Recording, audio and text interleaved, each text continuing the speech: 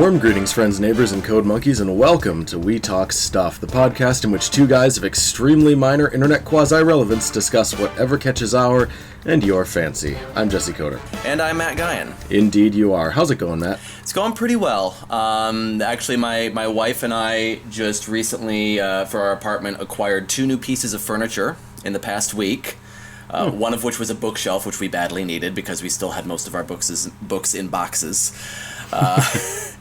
So we've been doing that and actually starting to feel like we're finally moving into this apartment where we're living right now, after about 8 months of living here, because that's just the way we are.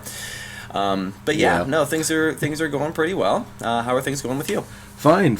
I just recently got back from a trip to Boston. There'll be some video footage of that on my YouTube channel eventually. Mm-hmm. I was chaperoning is a better term. Yes. A church group down there. The Unitarian Universalist faith kind of has its roots in Boston. That was where the Unitarians and the Universalists first kind of came together and became some sort of a unified people. They used to be two separate faiths. So we have a group of 8th graders. It's called Affirmation in our faith. I believe the Catholic Church calls it confirmation. Protestants do. Protestant. Yeah, yeah. I don't know all the ins and outs of all the different. That's Jesus worshiping people. Preacher's kid. I know this stuff. Right. No, there's a lot of different religions that worship Jesus. It's hard for me to keep track of the ins and outs of each one. He was a popular guy. Yeah, very, very, very popular. Yeah, I've been kind of interested in learning more about actually a Unitarian Universalist. I know that my mom's actually, now that she's retired, my mom has actually taken some, I don't think you call it preaching, but she's done some messages at a nearby Unitarian Universalist church. So. Mm-hmm. Yeah, they're called sermons. Our preachers are called reverends. Okay, all right. So it's not terribly not different. Too different. Okay. Yeah, the Unitarian Universalist faith actually does have its roots in Christianity. That was kind of where it evolved from. But I can talk a lot about that. Hey, maybe on the next podcast or something. We should be like writing down ideas for episodes as we're doing this. Yeah. So that was cool. That's a lot of fun to do. Great group of kids. We'll be taking my godson Brighton down to the Wizarding World of Harry Potter and New Orleans later this month. He is undoubtedly much more excited about the former because the former has much more roller coasters in it. Probably. And I'd be lying if I said I didn't share that enthusiasm. I mean, New Orleans sounds nice, but Harry Potter. Harry Potter. Yeah. Yeah. All right. But anyway, we are here to talk about 2 things. Later in the podcast, we're going to be talking a bit about Hamilton. We're going to start by talking about Twisted, the untold story of a royal vizier. The sort of a general format of what we're doing here is that our kind of goal is to be talking about 2 things each month. One thing that I am familiar with and you're not, and one thing vice versa. Right. And we kind of assign each other things in that regard. We'll try to make them at least somewhat related. So it's musical theater again for this time. But yeah, so Twisted. A little bit of background for those of you who might not know what Twisted is. It's best described as Wicked, but about Jafar from Aladdin, and it's by a theater group called Team Star Kid or Star Kid Productions, as they are now more commonly known. They sort of rose to prominence mostly through the Harry Potter musical series, which is where Darren Criss got his start. If any of you guys are familiar with him, it's a Chicago-based musical theater company. It was founded in 2009 at the University of Michigan. But yeah, it's a pretty cool little group if you guys ever get the chance to check them out. What did you think of Twisted, Matt? I thoroughly enjoyed it. I grew up with Aladdin. Aladdin is actually it's the first Disney movie I specifically remember seeing in theaters. And Yeah, I was like 6 or 7 when it came out, and I remember going to the theater to see it, and just absolutely loved it. I thought it was hilarious, obviously, and I grew up. It was one of those movies that I just watched over and over and over again as a kid, to the point where my parents got sick of it. But yeah, and so to watch this show. Which kind of turns all of that on its head. I know I'm not going to be able to watch Aladdin in the same way again, which I think is a pretty common sentiment for people who watch this. But to watch this show and to see all the little references, but then also to hear a surprisingly compelling story. The only exposure I've had with Starkid Productions is the Harry Potter musical. That's the only thing of theirs I've actually watched all the way through. And I really enjoyed that, and I downloaded the soundtrack and listened to that a lot. But it is very kind of sketch comedy. Like it's very silly. It's obviously something that they weren't taking too terribly seriously. They were just having a good time doing it, which is fun in its own way. And then so I was surprised that there is some of that silliness in Twisted. Plenty. But I was. Yeah, there's quite a bit actually, but I was surprised at how they actually put together a really compelling, and in a lot of ways a really professional looking story, with interesting characters and a really interesting storyline, and they did you can tell they took it a little bit more seriously. They were still having a good time doing it, but they did take it a little bit more seriously and tried to put together a more compelling, and in a lot of ways a darker story than they did with Harry Potter musical. Yeah. I can't remember who said this. I heard it at some point online, and I can't remember the source, but it is said that for a comedy to be truly successful, there has to come a point where it's not funny anymore. There has to come a point where the joke is over. I was hearing it said, particularly in reference to The Princess Bride, with the whole story arc of Inigo Montoya. There's in order for comedy to truly work, you do have to be really invested, and I think this musical does a really good job of that. And what I really appreciate, I think, most about it is it's a truly proper work of parody. Yes, absolutely. Good parody is a little hard to find nowadays.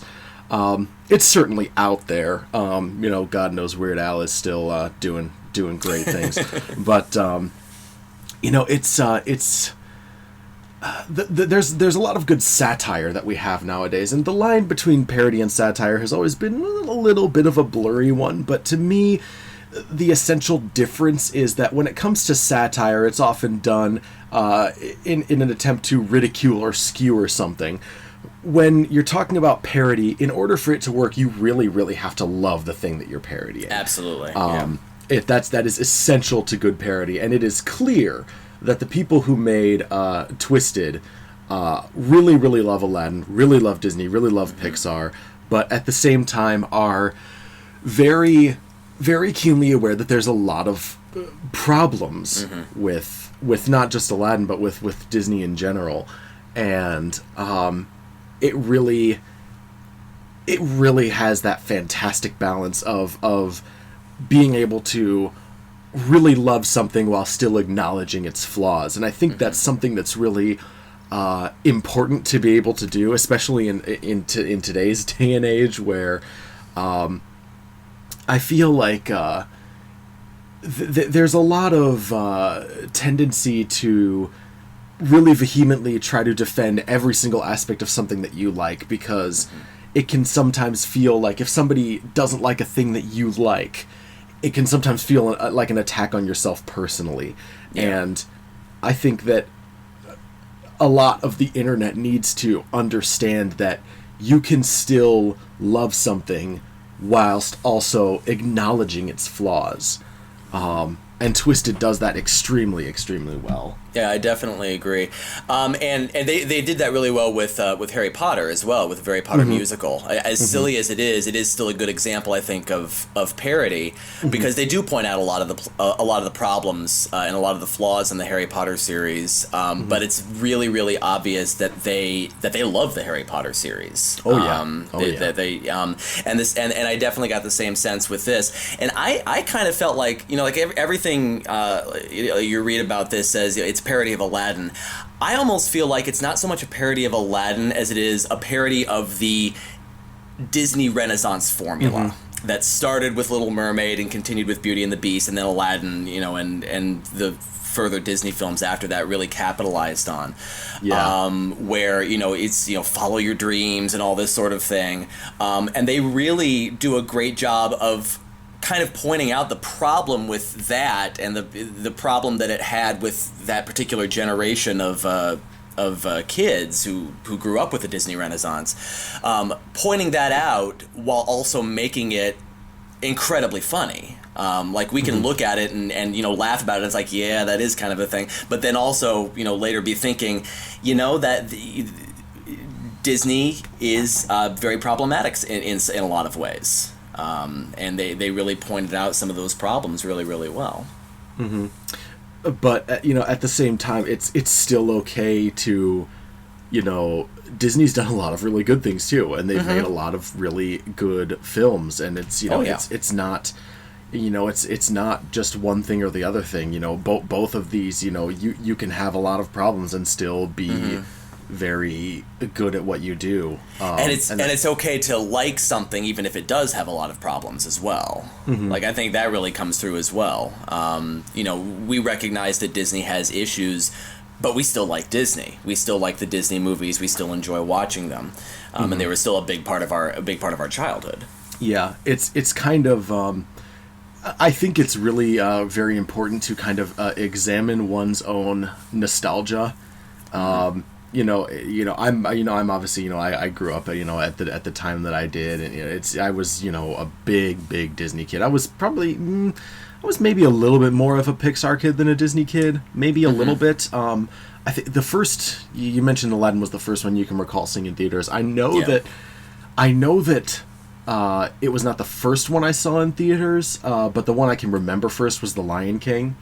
That's the one I first remember seeing. If we're talking about Disney Pixar, the first one I actually remember seeing, it was, I can't remember which, it was either The Lion King or Toy Story.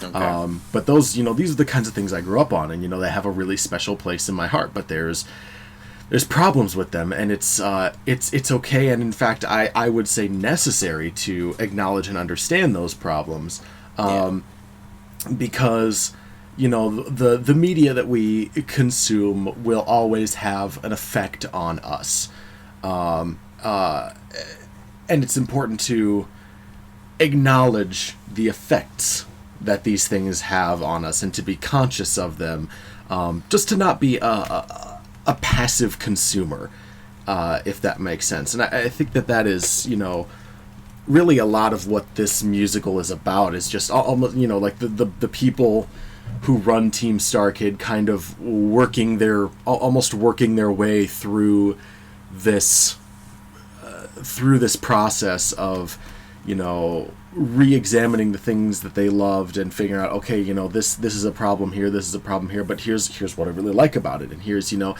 it touched our hearts, and it can still touch our hearts, but here's the problems. It's really good in that regard, just thematically, but also apart from all that, it's just a really well put together musical. Like you were saying, it does a really, really good job of putting together a very compelling story. I think this musical succeeds arguably much better on its own terms than a Harry Potter musical series did. Definitely, yeah. I have not seen all of Team Star Kid's stuff, but of the stuff that I've seen, which is this and a Harry Potter musical, Twisted is my favorite thing that they've done. I think it's really, really fantastic. I think it's really successful. It's very funny. The acting is really great, particularly I can't remember the name of the actor, but the guy who plays Jafar in this is really, really fantastic. He is. Hell of a singer, hell of an actor. Dylan Saunders is his name. Dylan Saunders, yeah. Yeah. He is amazing. He has that very precious talent of being able to shift very quickly and very seamlessly between comedic acting and dramatic acting. That is hard to pull off, and I really, really respect the hell out of him for it. But really, everyone in this is very, very good. And the music in particular, I think, is really, really great. It you know, a lot of it, you know, will obviously references other Disney films, not just Aladdin. The beginning song is kind of a pastiche of what is the song called? The opening song to Beauty and the Beast. Bonjour. I think it's just Bonjour. Okay. Yeah. But yeah, the music is just fantastic. Yeah, well, I thought the music was fantastic in Harry Potter musical as well. And the A.J. Holmes, interesting. I actually encountered A.J. Holmes before Harry Potter musical was even a thing. Because I found him purely by chance. He had put together, I think when he was still in high school, he put together a production of Jason Robert Brown's Songs for a New World. Which he then performed in and was acted as musical director for his school, and they filmed it and put it up on YouTube, and so I watched it. That's been my exposure to that particular musical. But he incredibly talented musician, and then I discovered Harry Potter musical and found out that he was behind the music. But yeah, he's very, very talented, and he writes music very, very well. And particularly, I think he does a good job of incorporating familiar musical elements. He did that with Harry Potter musical, and he did that with Twisted as well, incorporating familiar musical elements into the music. Another thing that I really like about the music is the lyrics in particular are really, really good in this song. In this music. It does a very good job of creating that really good sense of flow from, you know, comedy to serious that is just so important to the heart of this show and what it's trying to do. There are some, you know, lines that are, you know, just do a really effective job of just really cutting to the point of like what they think is problematic about these. As like the one that sticks out of my mind at the moment is in the opening song, which I think is just called "Fuck You, Jafar." Is he? What is the line? One of the that's where they first introduced this motif of how Jafar is kind of the only person in this kingdom that's got really any sense, and everyone else is just kind of obsessed with, you know, dreams, and, you know, all that kind of thing.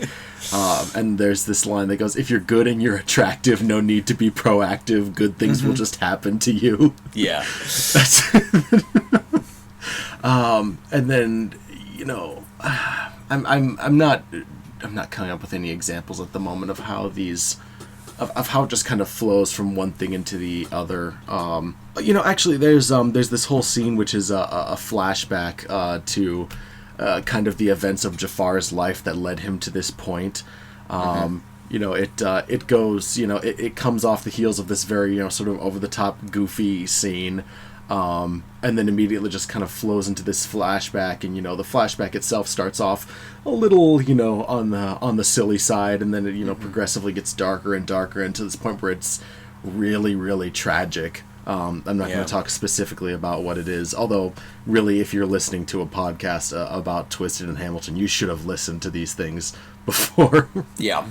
So, but anyway, I just think it's really fantastic. And I really, really appreciate it.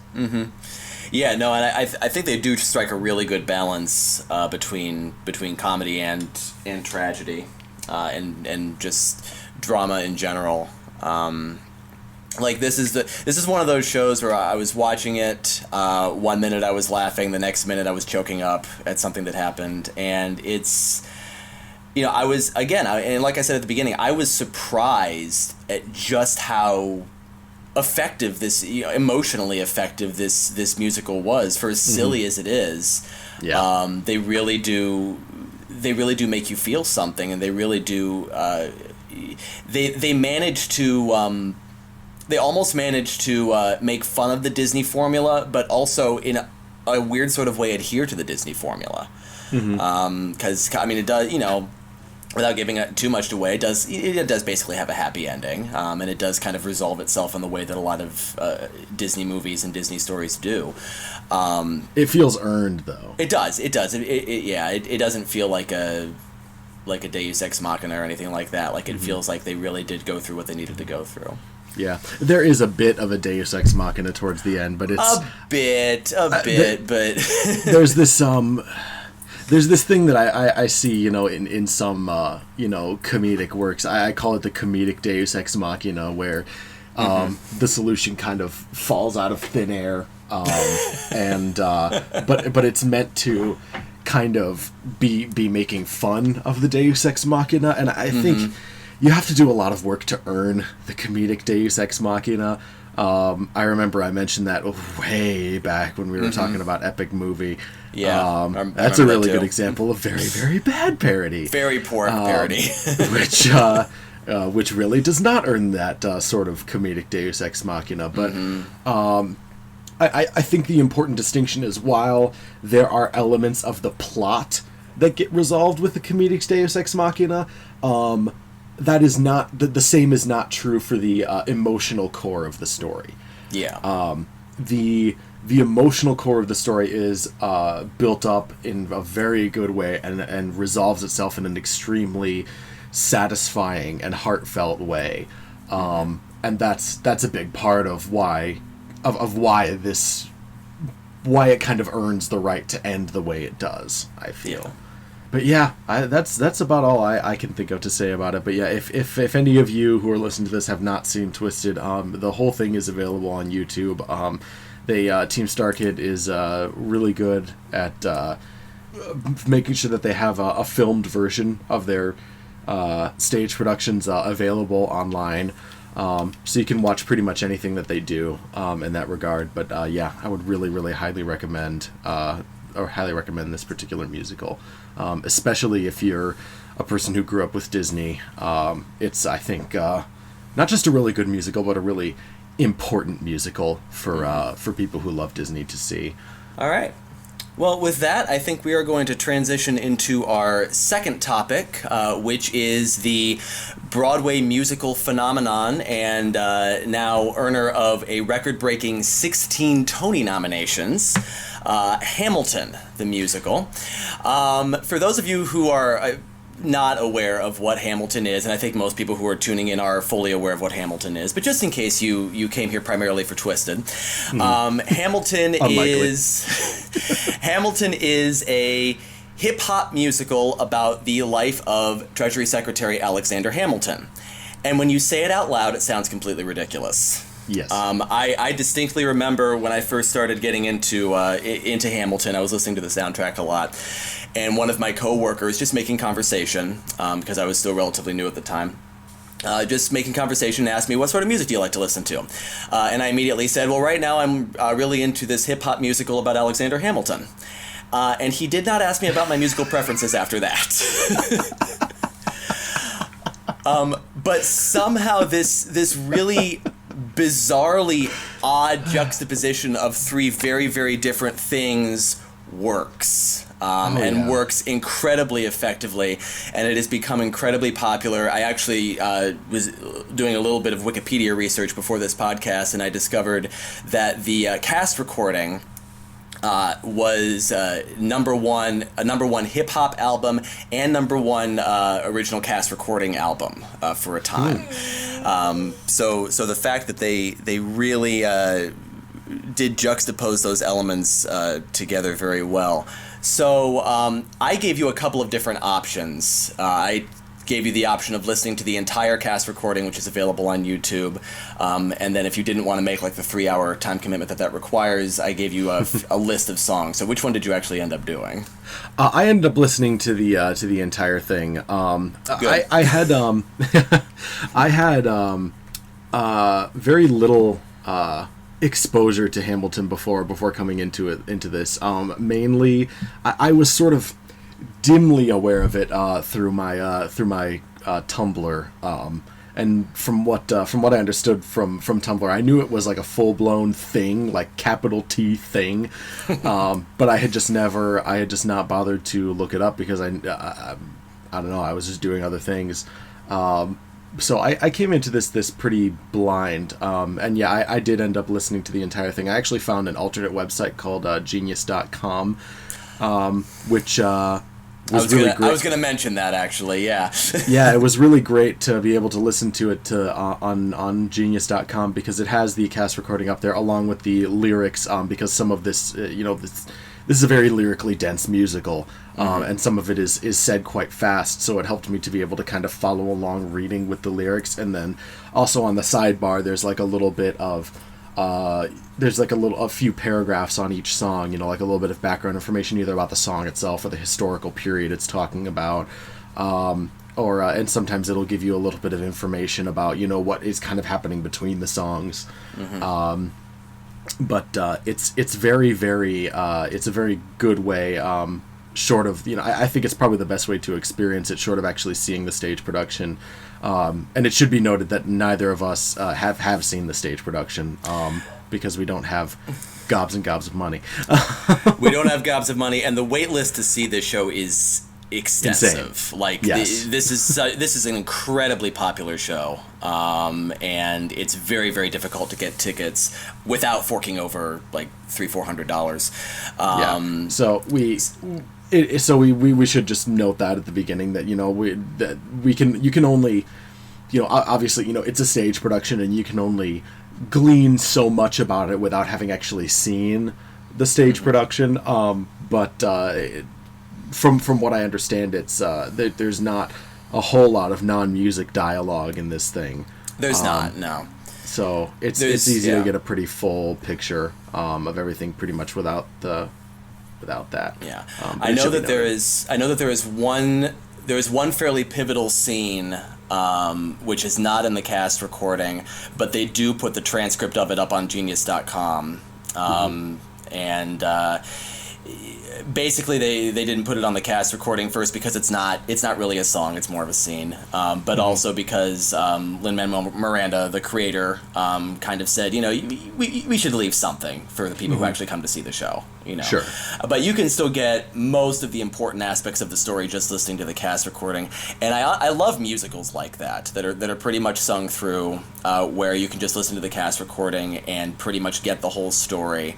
A lot of my favorite musicals are like that because then listening to the album itself becomes an experience.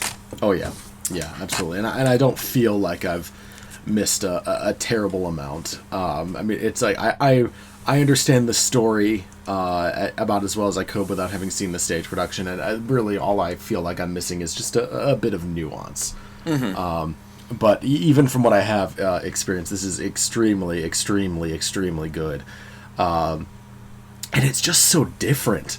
Aside from just being really, really good at what it is, it's unlike any musical I've ever heard.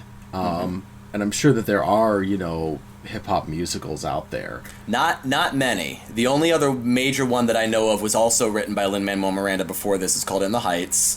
And it won the Tony Award for Best Musical in 2008. And I'm sure that there are others out there, but not nearly as prominent. It's still a relatively new thing. Yeah, but it's just really... It's so different from anything else I've ever experienced in relation to a musical. I mean, there are sort of more traditional sort of musical numbers.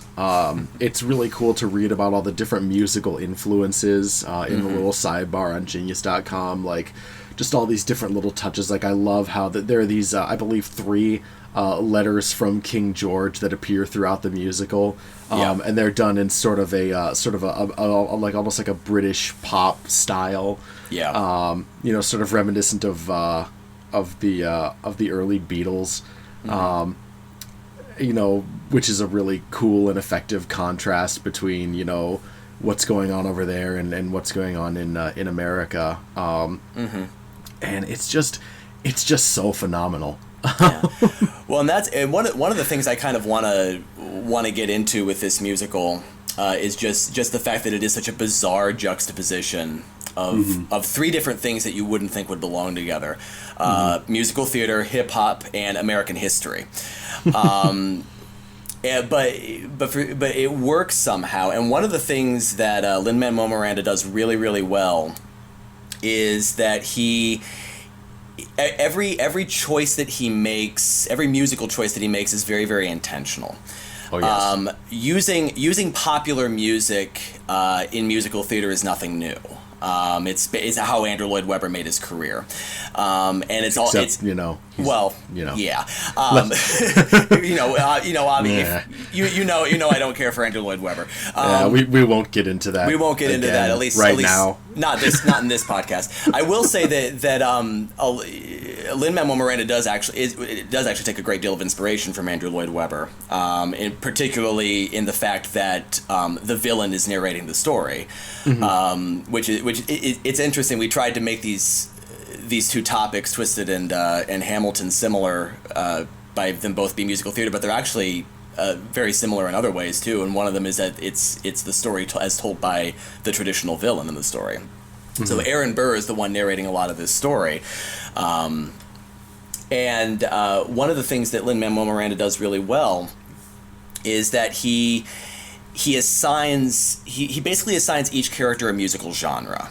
And like each character has their own style of music that they adhere to. You talked about King George, and him being British pop, and I also think a little bit of kind of traditional musical theater. Like his songs sound the most like traditional musical theater, because he represents the establishment. He represents the all that, and then hip-hop is used pretty extensively, but other musical genres are also used. Hamilton style is a very lyrically dense, a very wordy style of rapping that is a step above everybody else's. Like, there's a lot of internal rhyme, there's a lot of really, really clever lyrical things happening.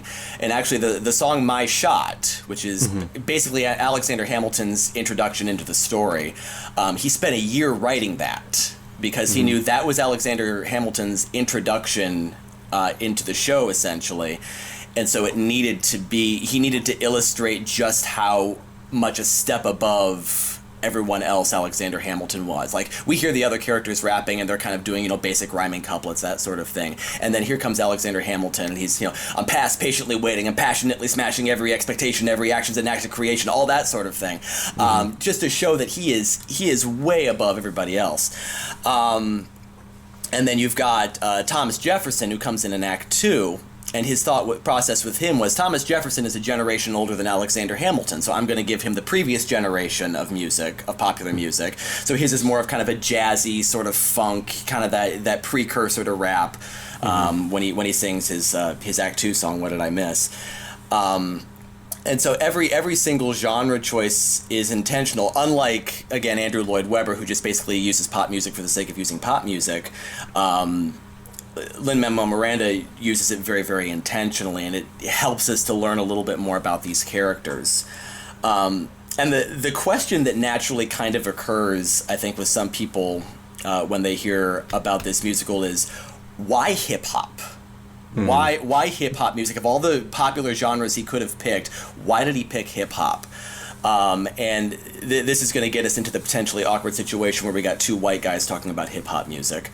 I will say that I know very little about hip hop, historically speaking. I've listened to a fair amount of it, but I don't have much in the way of really any kind of musical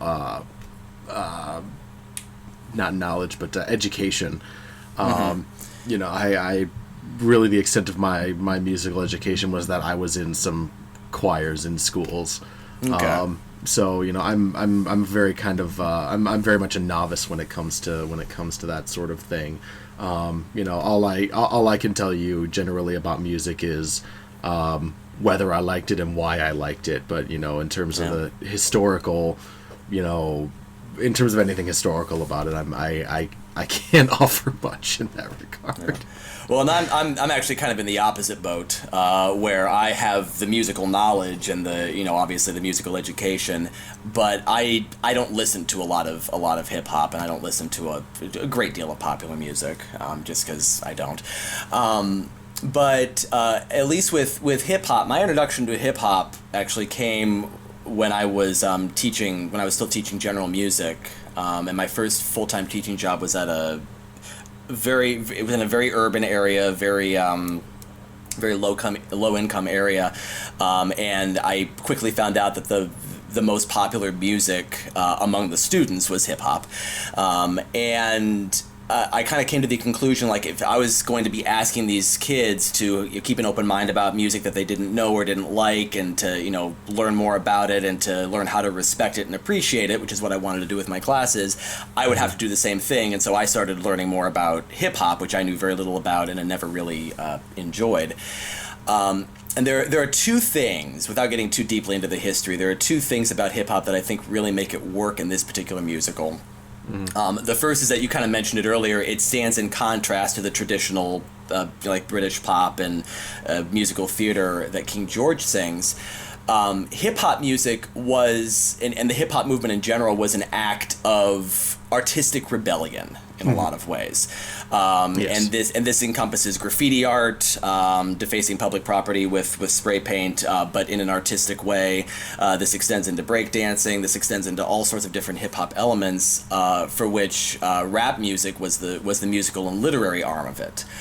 And so it's an act of rebellion, and it's a way of giving those who felt that they didn't have a voice, primarily poor African Americans, living in Harlem and living in ghetto areas, giving them a voice and giving them a very unique voice that they could use to express themselves.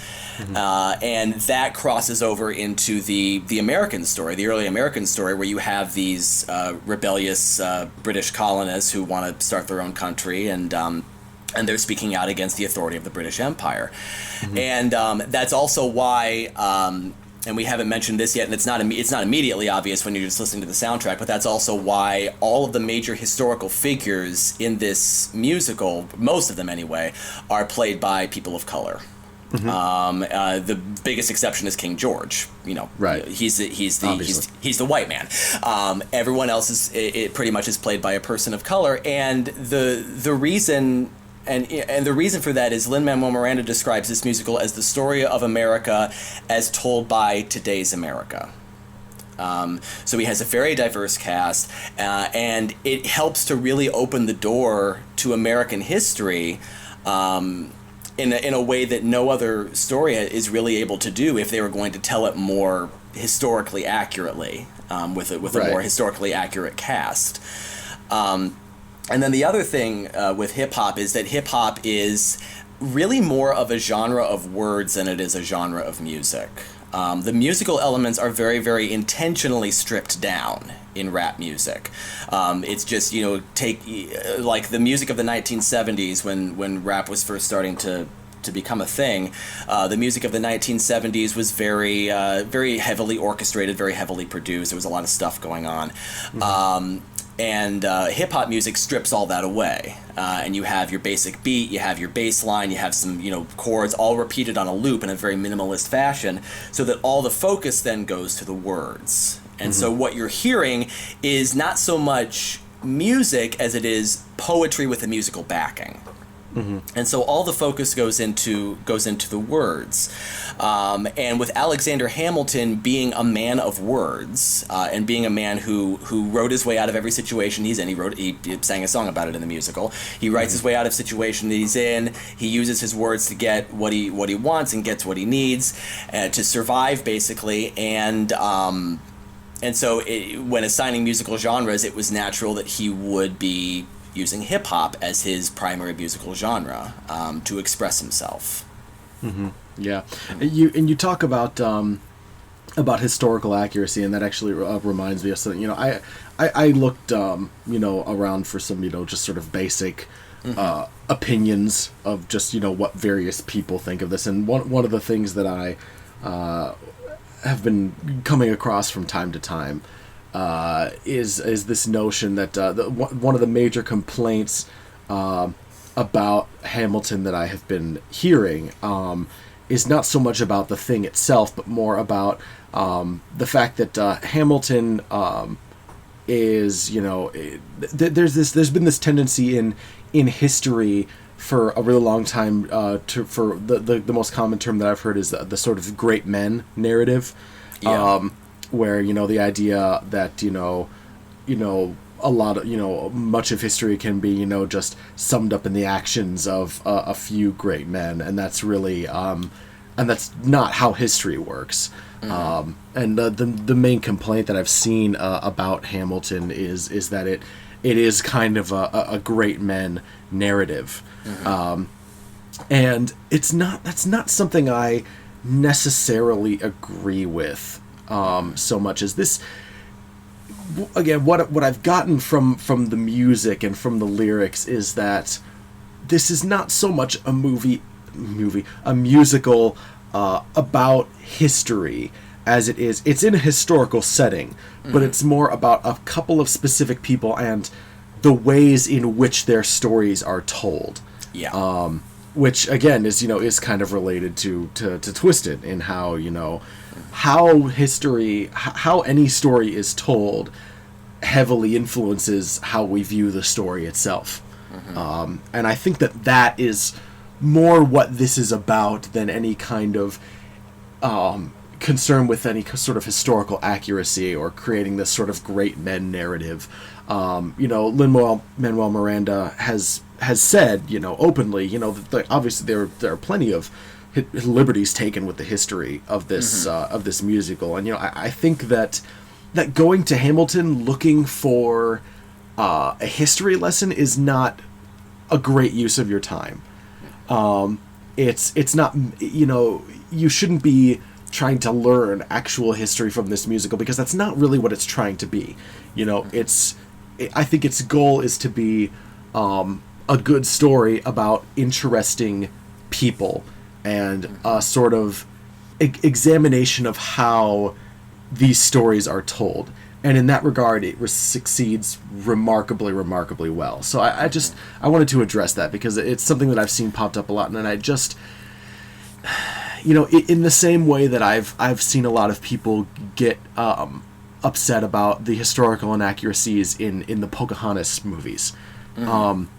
I don't understand why people go to that for historical accuracy, or Hercules with mythological accuracy. Don't. If you want accuracy, go to original myths, go to history books. Read a textbook, yeah. Right. It's, I understand that that's a little dry, but, that's kind of, if you want accuracy, you have to sacrifice some narrative satisfaction. Well, and that's why we have stories about these things to begin with. Right. That's really where we have stories for a more compelling and more interesting and more narratively satisfying version of life, of whether it be real life, whether it be historical events, mythological, whatever it might be. And I feel like the folks who complain about historical inaccuracies in anything like this, whether it be Hamilton or like 1776 or the movie Amadeus, I've seen complaints about all three of those, and and also the things that you mentioned about historical accuracy. And I feel like the people who make these complaints are envisioning that there are going to be people, students primarily, who are going to go to these and they're going to try to use these as references for history. And they're going to go, oh, well, it was in this movie, so it must be true. But what I've been seeing in Hamilton in particular is that it's, like I said, it's opened the door for American history in a really compelling way. And I think what has been happening is that people are being engaged by the musical, being engaged by the story, and then taking it upon themselves to do their own research into the life of Alexander Hamilton and into the events that he participated in. And so that's where you get a lot of these people saying, well, this happened, but this happened in the musical, but this happened in real life. But people are taking the time to do that research on their own and to discover those things. And I think without Hamilton there, they never would have done that. Like, Alexander Hamilton, he's one of the big names of the Founding Fathers, but he's also in a lot of ways one of the more obscure Founding Fathers, because we know that he was instrumental in the founding of our country because his name is mentioned and his face is on the $10 bill. But outside of that, before Hamilton, people really didn't know that much about him, I don't think. They knew he was the first Treasury Secretary. They knew that he was, shot by Aaron Burr. But outside of that, like, I did not know, for example, that Alexander Hamilton was an immigrant. No. Which comes up increasingly in this musical. I didn't know he was an immigrant. I didn't know that he had gone through all this, childhood trauma with his father leaving and his mother dying. I didn't know any of this about him. Like the biggest exposure I had to the history of Alexander Hamilton is I read a book once about the election of 1800, and in that book he's kind of portrayed as a jerk, which in a lot of ways he was, but not as necessarily as sympathetic, because it's told from more from the perspective of John Adams and Thomas Jefferson, neither one of whom got along with Alexander Hamilton that well. And so to have this story exist that finally gives Alexander Hamilton his due as a founding father and tells his story, I think it works incredibly well. And I think the theme of this show being about, kind of the last word in the musical is who tells your story. And that's really a theme that keeps coming back, is how is this story being told? How is this story being conveyed? And that's really, when it comes right down to it, that's really what this musical it seems to be about for me.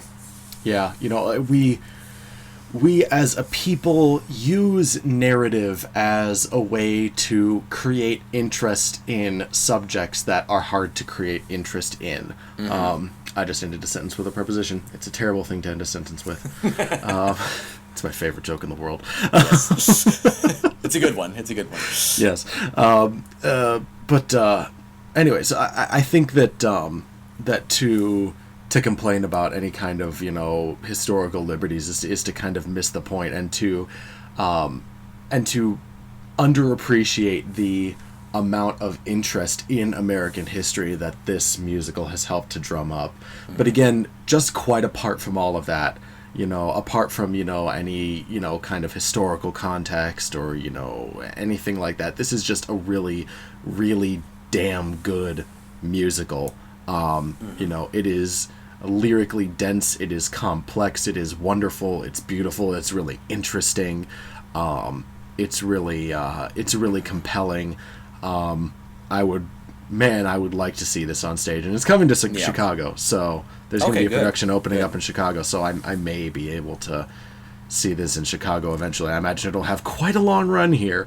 I'm reasonably certain Wicked is still running in Chicago, so these popular things do have a long life, so I may be able to see a stage production of it eventually. I hope I do, because I thoroughly enjoyed listening to this, and I'm glad that this podcast kind of gave me an excuse to really just sort of sit down and listen to it, because the main thing that that made me not listen to it for a while was because I knew it was very, very dense, to the point that I was going to want to be able to be looking at lyrics, so I wasn't going to be able to kind of listen to it while I was doing something else. I would have to kind of give it my full attention. And because it's about a 3-hour commitment, I was kind of holding off on that for a while, but I'm really, really glad that I finally got into this, because it is truly, truly fantastic. And when you start digging into some of the extra musical things too, and this is my geekiness coming out, when you start digging into like some of the use of themes and the way that he uses, he reuses musical themes, and like especially like musical themes in Act 1 come back in Act 2, the way that he uses little leitmotifs and all that sort of thing is really, really musically tight. It's lyrically dense, but in a way it's also very musically dense, because it is just like I said, every genre choice is intentional, every musical choice is intentional. Like, it's obvious that a lot of thought and passion and work was put into this musical, and it really, really shows. Yeah. Like, I remember I was reading a lot of that kind of stuff on the Genius.com sidebar, and I was just kind of looking at it and like, well, I don't really know what most of this means, but I bet Matt will tell me why it's cool. Yeah, I told you before we started recording, I think I could talk about Hamilton for probably several hours, just going piece by piece and pointing out all the little things. But I won't do that because then we'll be here for another couple of hours. So we'll just say, I think we'll go ahead and just say for now that Hamilton is a wonderful musical. If you for some reason have not listened to the cast recording, it is entirely available on YouTube. There are even some channels that put it in playlist form. You can listen to it on YouTube. You can also purchase it if you feel so inclined. It is helpful to, like Jesse did, go to genius.com and read along with the lyrics and kind of get a sense of what else is happening and what other things are going on in this musical to really kind of get the fullest experience that you can get without actually going to see the musical. And if you do have the opportunity to go and see the musical, you should feel very fortunate because neither Jesse nor I have had that opportunity yet, though hopefully we will soon. Yes. But if you do have that opportunity to see it for a relatively little amount of money, then by all means do, and please let us know what you thought of it. Yeah, and it should be said that I've been kind of making a big thing of how I wanted to be able to sit down and look at the lyrics and all that kind of thing. That's not necessary. Like, I don't want to like scare people away from that. You know, like I would have been perfectly happy just listening to this on my own time. Like now having listened to it, I can realize, like, in hindsight, okay, yeah, I could have just listened to this on my own time, and I wouldn't have really missed a whole lot. But I wanted to have that kind of experience just because I knew I was going to be sort of talking about it in a little bit more depth. When Matt and I came to it, so but the way that I did it, where I was sitting and analyzing lyrics and reading stuff and looking at all the sidebar stuff, none of that is necessary to enjoy or appreciate the music. It's just an really good. Yeah, I like to. When I'm experiencing something, I try to experience it as deeply as I possibly can. Even though I actually it's actually very fresh in my mind because I actually just finished listening to the last few songs last night as we're recording this, so it's all very fresh in my mind. And it's it's really, really good. So experience it any way that you can if you have the chance, because it's really, really worth your time. So that is about it for this month. Thank you guys so much for listening. Our theme music is Mistake the Getaway by Kevin MacLeod, who you can find at incompetech.com, a fantastic database for royalty-free music tracks. No, we're not sponsored by him, we're just paying it forward. Yeah, we release these on the third Friday of every month. If you are so inclined, share this podcast with your friends, and feel free to come back next month for more musings of questionable import. And please, have a wonderful day. Bye.